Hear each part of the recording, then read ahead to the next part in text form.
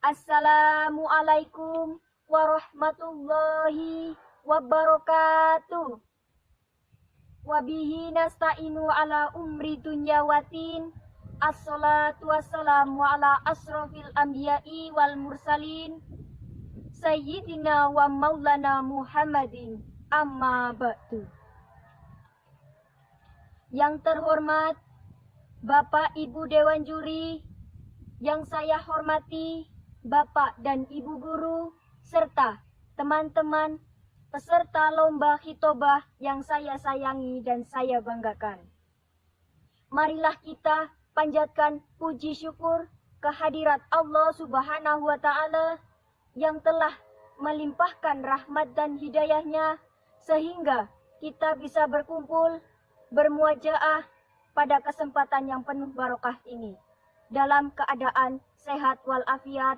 Amin amin ya robbal alamin. Allahumma sholli ala sayyidina Muhammad. Salawat serta salam marilah kita sanjungkan kepada junjungan kita Nabi Agung Muhammad sallallahu alaihi wasallam. Bapak, Ibu Dewan Juri dan teman-teman peserta lomba khitobah rahimakumullah. Pada kesempatan yang penuh barokah ini, perkenankanlah saya untuk menyampaikan sebuah khitobah yang bertema Tholabul Ilmi atau mencari ilmu. Mencari ilmu itu hal yang wajib bagi kita umat muslim yang ada di dunia ini, baik laki-laki maupun perempuan. Seperti yang disabdakan oleh Rasulullah Shallallahu Alaihi Wasallam, Tholabul ilmi faridotun ala kulli muslimin wal muslimat. Ingkang artosipun bilih pados ilmu menika dipun farduaken tumrap saben-saben tiyang muslim jaler lan estri.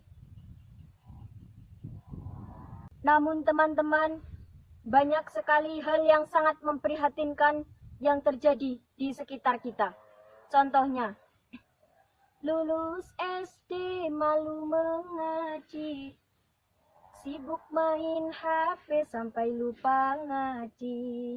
Na'udzubillahi min dzalik. Kita adalah generasi penerus bangsa. Untuk itu, marilah kita giat dan disiplin dalam menuntut ilmu agar kita bisa meraih cita-cita.